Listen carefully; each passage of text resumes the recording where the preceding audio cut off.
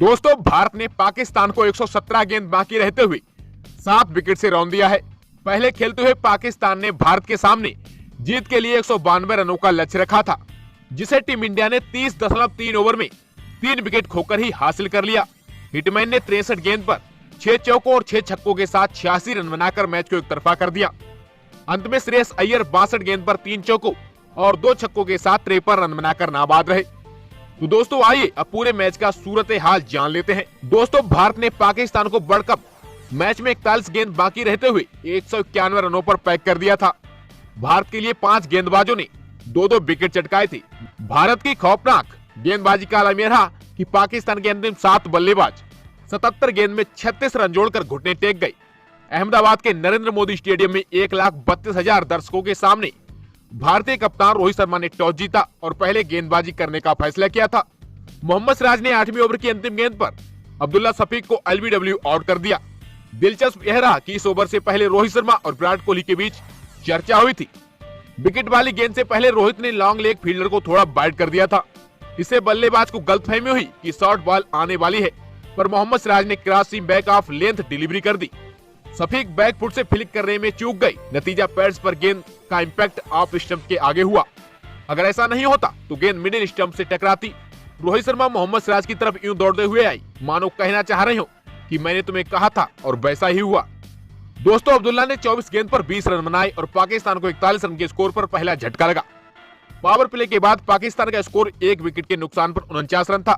अब आपको एक दिलचस्प आंकड़ा बताते हैं। दोस्तों, पिछले 18 वनडे मुकाबले से पाकिस्तानी बल्लेबाज पावर प्ले में एक भी छक्का नहीं लगा सके हैं, जबकि भारतीय कप्तान रोहित शर्मा ने अंतिम 16 वनडे पारियों में 27 छक्के उड़ा दिए हैं। हार्दिक पांड्या 13वां ओवर लेकर सामने थे। रोहित शर्मा ने स्वीपर कवर को थोड़ी दूर हटा दिया। दरअसल ऐसा करके उन्होंने बल्लेबाज इमाम उल हक को ड्राइव करने के लिए इनवाइट किया था। हार्दिक पांड्या ने 13वें ओवर की तीसरी गेंद वाइड ऑफ स्टंप डाली। बैकफुट ड्राइव करने के चक्कर में इमाम गेंद तक पहुंच तो गई, लेकिन बल्ले का मोटा किनारा विकेट कीपर लोकेश राहुल के दस्तानों में चला गया। दरअसल गेंद इमाम की पहुंच से दूर थी, लेकिन फील्डर हटने के लालच में चौका जड़ने की ख्वाहिश उन पर भारी पड़ी। शफीक के बाद इमाम भी रोहित शर्मा की रणनीति का शिकार बन गए। इस बॉल को डालने से पहले हार्दिक पांड्या ने हाथ जोड़कर भगवान से प्रार्थना भी की थी। प्रार्थना का असर विकेट के तौर पर हुआ। पाकिस्तान को 73 रन पर दूसरा झटका लगा और यहां से बाबर आजम और मोहम्मद रिजवान ने 101 गेंद पर 82 रन जोड़े। पाकिस्तान के दोनों ही बल्लेबाज संभल कर अपने शॉट खेल रहे थे। लगा कि पाकिस्तानी टीम बल्लेबाजी में बढ़िया कर जाएगी, पर जिसकी बल्लेबाजी बड़े मैच में क्लिक कर जाए वह पाकिस्तान की टीम नहीं हो सकती। दोस्तों, 50 रन पूरा करते ही मोहम्मद सिराज ने बाबर आजम को क्लीन बोल्ड कर दिया। बाबर पहली दफा भारत के खिलाफ वनडे में अर्धशतक जड़ने का जश्न भी ठीक ढंग से नहीं मना सके थे। उन्हें सिर झुककर पवेलियन लौटना पड़ा। दरअसल दोस्तों, मोहम्मद सिराज ने 30वें ओवर की चौथी गुड लेंथ गेंद अंदर की तरफ एंगल बनाती हुई डाली।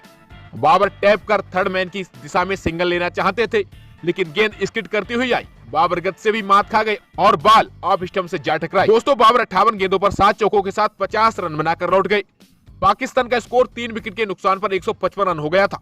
यह पाकिस्तान के लिए बहुत बड़ा झटका था। यकीन करना मुश्किल होगा, पाकिस्तान टीम ने अगले 7 विकेट सिर्फ 36 रन जोड़कर गवा दिए।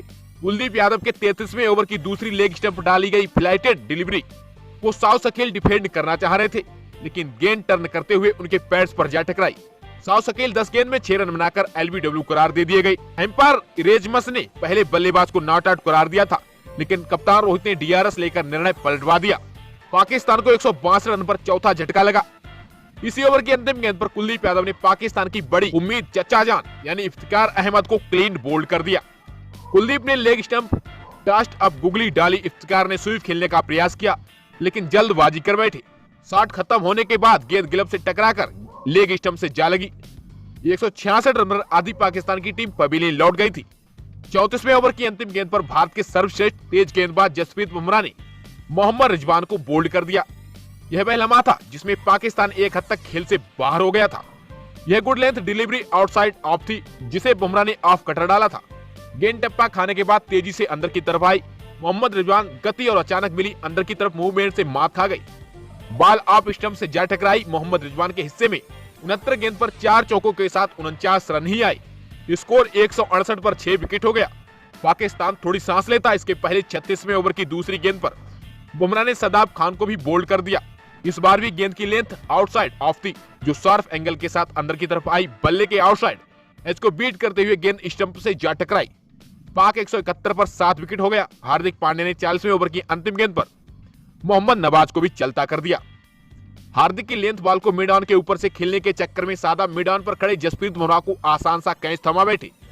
सादाब ने 14 गेंद पर 4 रन बनाए और अब स्कोर पाकिस्तान का 187 पर 8 विकेट हो गया। दोस्तों, अभी तक जडेजा को एक भी विकेट नहीं मिला था। उनके 41वें ओवर की पहली गेंद touched up on middle stump थी। सिलाग स्वीप करने के चक्कर में हसन अली का टॉप एज आसमान में खड़ा हो गया और गिल ने एक शानदार सा कैच पकड़ लिया। हसन अली 19 गेंद पर 12 रन बनाकर आउट हुए और स्कोर 187 पर 9 हो गया। जडेजा ने 43वें ओवर की 5वीं गेंद पर हारिस रऊफ को एलबीडब्ल्यू आउट कर पाकिस्तान को 191 रनों पर पैक कर दिया। भारत की तरफ से जसप्रीत बुमराह ने 7 ओवर में 19 रन, मोहम्मद सिराज ने 8 ओवर में 50 रन, हार्दिक पांड्या ने 6 ओवर में 34 रन, कुलदीप यादव ने 10 ओवर में 35 रन और जडेजा ने 9.5 ओवर में 38 रन देकर 2-2 शिकार किए। कप्तान रोहित शर्मा ने फील्ड प्लेसमेंट और बॉलिंग चेंज में बेहतरीन निर्णय लिए, जिसका नतीजा भारत को मिला। जवाब में हिटमैन और शुभमन गिल ने तूफानी शुरुआत की। रोहित मानो भूल गए थे कि यह मैच वनडे है, T20 नहीं। भारत ने पावर प्ले में ही 79 रन कूट दिए। गिल दुर्भाग्यशाली रहे, जो शान अफरीदी के तीसरे ओवर की 5वीं खराब गेंद पर विकेट गवा बैठे। उन्होंने 11 गेंद पर 16 रन बनाए और भारत को 23 रन पर पहला झटका लगा। विराट कोहली भी पावर प्ले के सेकंड लास्ट ओवर पर लौट गए। दरअसल हसन अली ने 10वें ओवर की 5वीं गेंद short of length delivery outside off stump डाली थी। धीमी विकेट पर विराट क्रॉस बैटेड शॉट खेलने की चले गई और मिड ऑन को कैच दे बैठे। विराट ने 18 गेंदों पर 3 चौकों के साथ 16 रन बनाए और भारत का स्कोर 2 विकेट के नुकसान पर 79 रन हो गया। हालांकि दोस्तों, चिंता की कोई बात नहीं थी, क्योंकि हिटमैन पूरी तबीयत के साथ पाकिस्तानी गेंदबाजों की धुनाई कर रहे थे। उन्होंने 14वें ओवर में ही अर्धशतक जड़ दिया। माहौल देखकर लग रहा था कि रोहित शर्मा शतक जरूर लगाएंगे, लेकिन दोस्तों शाहिन अफरीदी ने 22वें ओवर की चौथी गेंद आउटसाइड ऑफ स्टंप धीमी गति के साथ ऑफ कटर डाली।